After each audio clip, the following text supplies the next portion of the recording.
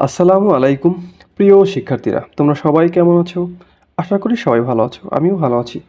আজকের আমি তোমাদেরকে শেখাবো কিভাবে সঠিক নিয়মে সামারি লেখা যায়, এবং সাথে সাথে শেখাবো কিভাবে মাত্র একটা সামারি লিখে সকল ধরনের সামারি তুমি লিখতে পারো। আমি জানি তোমরা সাধারণত কিভাবে সামারি লিখে থাকো, তোমরা অধিকাংশ ছাত্রছাত্রীরা এভাবেই সামারি লিখে থাকো যে তোমরা সম্পূর্ণ প্যাসেজটাকে, যে প্রথম দুই একটা লাইন বাদ দিয়ে সম্পূর্ণ প্যাসেজটা লিখে থাকো। আবার অনেকে মনে করো যে 10 মার্কের সামারি, যে 1-2 পৃষ্ঠা তো লিখতেই হবে, নয়তো কীভাবে আমি 10 মার্কস পাবো, এভাবে অনেকে লেখো। অনেকে আবার মনে করো যে হুবহু লেখা লেখা যাবে না, তো ঠিক আছে আমি শেষ দিয়ে কিছু লাইন লিখে দেই। অ্যাকচুয়ালি এভাবে লেখা যাবে না, সামারি লেখার কিছু নিয়ম আছে। তাহলে তোমরা দেখো, লক্ষ্য করো, প্রথমে যে নিয়মটা, তোমরা 5টি বাক্যে লিখতে হবে। এটা 10 মার্ক হোক না কেন, তো যে মার্কার নির্ধারণ করা থাকুক না কেন, তোমাকে প্রথম 5টি বাক্যে লিখতে হবে। তুমি 5টি বাক্যের বেশি লিখতে পারবে না। 2 নম্বর নিয়ম হচ্ছে একটি প্যারাগ্রাফ আকারে, এটি প্যারাগ্রাফ আকারে লিখতে হবে। এটা সম্পূর্ণটা কি একটা প্যারাগ্রাফ আকারে লিখতে হবে। তোমরা জানো কিভাবে প্যারাগ্রাফ লিখতে হয়, যে যে প্রথম শুরু করে একটা শেষ পর্যন্ত লিখবা 5টা সেন্টেন্সের মাধ্যমে। এখানে তুমি এভাবে লিখতে পারবে না যে 5টা সেন্টেন্সের মাধ্যমে লিখতে হবে। আমি এক লাইন, এক দিয়ে এক প্রথম লাইন, 2 দিয়ে দ্বিতীয় সেন্টেন্স, 3 দিয়ে তৃতীয় সেন্টেন্স, এভাবে লেখা যাবে না। তুমি প্যারাগ্রাফ আকারে লিখবে। 3 নম্বরে তুমি কি করবে, প্যাসেজের 3-এর একাংশ এক লিখবে, অর্থাৎ যে প্যাসেজটা আছে তুমি সম্পূর্ণ প্যাসেজটা লিখতে পারবে না, বা ওই সম্পূর্ণ প্যাসেজের পরিমাণটা লিখতে পারবে না। অর্থাৎ তুমি 3-এর একাংশ লিখবে, অর্থাৎ 3 ভাগের 1 ভাগ লিখবে। ঠিক আছে, 3 ভাগের 1 ভাগ লিখবে ওই পরিমাণ। তুমি ওই প্যাসেজ থেকে কোনো উদাহরণ, 4 নম্বরে কোনো উদাহরণ বা প্রশ্ন লিখতে পারবে না। ওই প্যাসেজে সাধারণত কোনো উদাহরণ দেয়া থাকতে পারে, ফর এক্সাম্পল দিয়ে কোনো উদাহরণ দেওয়া থাকতে পারে, বা প্রশ্ন দেওয়া থাকতে পারে। তুমি ওই প্যাসেজ থেকে কোনো রকমের উদাহরণ অথবা প্রশ্ন লিখতে পারবে না। 5 নম্বরে তুমি নিজের ভাষায় শুরু করতে হবে। তুমি যখন সামারিটা শুরু করবে, তুমি নিজের ভাষায় শুরু করবে। কোনো প্যাসেজ থেকে কোনো হুবহু সেন্টেন্স একেবারে লিখতে পারবে না। তুমি নিজের মতন করে শুরু করবে, নিজের ভাষায়। 6 নম্বরে হচ্ছে একটা বিবৃতিমূলক বাক্য, অর্থাৎ বিবৃতিমূলক কি অ্যাসার্টিভ সেন্টেন্স। ওই যে যেমন এরকম যে he is a good boy, he is going to school. অর্থাৎ তোমাকে অ্যাসার্টিভ বা বর্ণনামূলকভাবে লিখতে হবে। তুমি কোনো রকম ইম্পারেটিভ সেন্টেন্স দিয়ে শুরু করতে পারবে না, অথবা তুমি কোনো ইন্ট্রোগেটিভ সেন্টেন্স অর্থাৎ প্রশ্নবোধক বাক্য লিখতে পারবে না, যেটা বলেছি। কোনো এক্সক্লামেটরি সেন্টেন্স অর্থাৎ বিশেষসূচক কোনো বাক্য লিখতে পারবে না। তুমি কি করতে হবে, তোমাকে বিবৃতিমূলক বর্ণনামূলক বাক্যে লিখতে হবে। তারপর 7 নম্বরে তোমার প্যাসেজ থেকে হুবহু লেখা যাবে না। তুমি প্যাসেজটাকে একেবারে সম্পূর্ণ প্যাসেজ থেকে হুবহু লিখে দিলে, এরকমটা অনেকেই করে থাকে, যে সামারি লিখবো, তুমি প্রথম 2-3 লাইন রেখে তুমি বাকিটা হুবহু লিখে দিলা। এরকমটা লেখা যাবে না, তুমি মার্কস পাবে না। তোমাকে এই 7টা নিয়মটা আমি দেখালাম, তুমি এই 7টি নিয়মকে ফলো করে তুমি একটা সামারি লিখবে, এবং এভাবে যদি তুমি লিখো 10-এ 10 পাবে।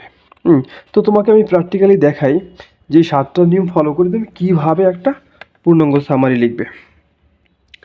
তো লক্ষ্য করো বন্ধুরা, যে প্রথমে আমি কি লিখছি, the passage is mostly written. তুমি শুরু করবে এভাবে তোমার মতন করে, the passage is mostly written about the notable or famous or greatest writer, poet, novelist or person। আর তুমি এভাবে শুরু করবে, the passage is mostly written.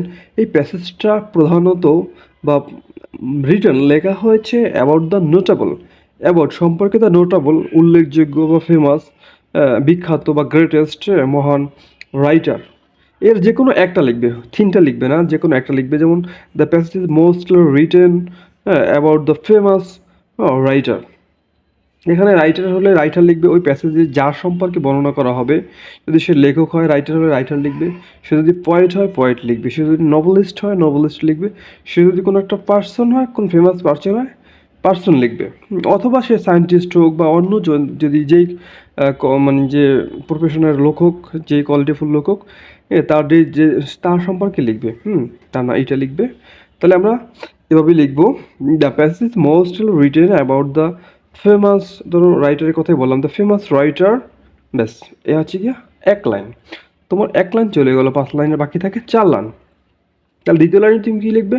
He or she, ছেলে পুরুষ হলে তোমরা জানো পুরুষ হলে হি, মহিলা হলে শি। তা he or she was born, ওখানে তো সাধারণত যদি তার জন্ম তারিখ দেওয়া থাকে, তার জন্ম এভাবে তার এখানে এই যে ড্যাশের জায়গায় তোমার তার জন্ম তারিখটা দিবে। হি ওয়াজ বর্ন ইন, ধরো যদি থাকে 1921 বা 1920, হি ওয়াজ বর্ন ইন 1920, এভাবে লিখবে। অর্থাৎ এখানে তার এই গেল দ্বিতীয় লাইন। তারপর প্যাসেজ থেকে 2-1টি লাইন লিখবে।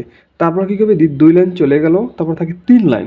3 লাইনের তুমি প্যাসেজ থেকে উল্লেখযোগ্য 2 থেকে 2টা লাইন লিখবে। এখানে বলতে পারো যে কোন 2টা লাইন আমি লিখবো। এখানে যে তুমি এমন 2টা লাইন লিখবে যে লাইন 2টা যে ওই প্যাসেজের মুখ্য বিষয়। যেমন ধরো ওই গ্রেটেস্ট পারসন, সে কী করছে, তার 2টা কর্ম, তার 2টা কর্মের 2টা সেন্টেন্স লিখলে, সে যে এটা করছে, সে এটা করছে, এরকম 2টা সেন্টেন্স তোমরা তো প্যাসেজটা পড়লেই বুঝতে পারবে। তার উল্লেখযোগ্য 2টা কর্ম 2টা বাক্যের মাধ্যমে তুমি লিখবে। লেখার পরে তোমার কয় লাইন চলে গেল? 4 লাইন চলে গেল। 4 লাইন যাওয়ার পঞ্চম লাইন, তুমি যখন পঞ্চম লাইনটা লিখবে এখান থেকে, তখন পঞ্চম লাইনে কি লিখবে?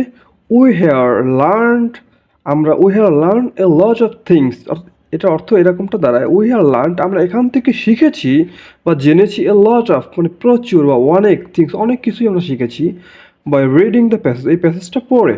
অ্যান্ড শুড, আমরা চেষ্টা করি বা উচিত, অ্যান্ড শুড আমাদের উচিত, ট্রাই টু অ্যাপ্লাই, অর্থাৎ ট্রাই চেষ্টা করা, টু অ্যাপ্লাই মানে বাস্তবায়ন করার বা প্রয়োগ করা, হিজ অর হার, যদি পার্সন হয়, ছেলে হলে হিজ, মেয়ে হলে হার, হিজ অর হার আইডিয়া, ওখানে যে ওই যার সম্পর্কে প্যাসেজটা দেওয়া থাকবে তার আইডিয়াকে সে, তাহলে আমাদের উচিত প্রয়োগ করা হার আইডিয়া অর হিজ আইডিয়া, তার এই যে আইডিয়াকে, তার এই ধারণাকে অথবা তার এই কর্মকে, ইন আওয়ার প্র্যাকটিক্যাল লাইফ, আমাদের বাস্তব জীবনে।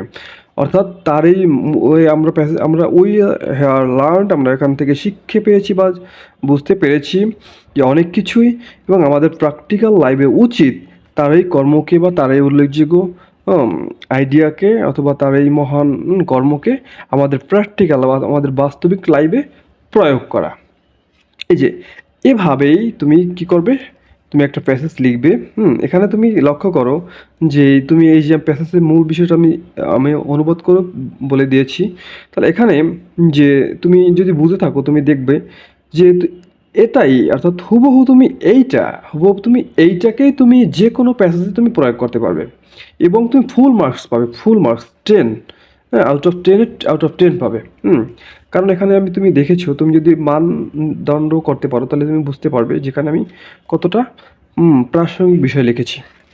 তাহলে এভাবেই তুমি মাত্র যে 5টি লাইনের মাধ্যমে এই 7টি রুলস বা 7টি রুলস নিয়মকে ফলো করে, এবং মাস্ট বি তোমাকে ফলো করতেই হবে। তুমি যদি হুবহু নাম্বার পেতে চাও, 10 মার্ক পেতে চাও, এই 7টি নিয়মকে ফলো করে এভাবেই তুমি একটা সামারি সঠিক নিয়মে লিখতে পারবে।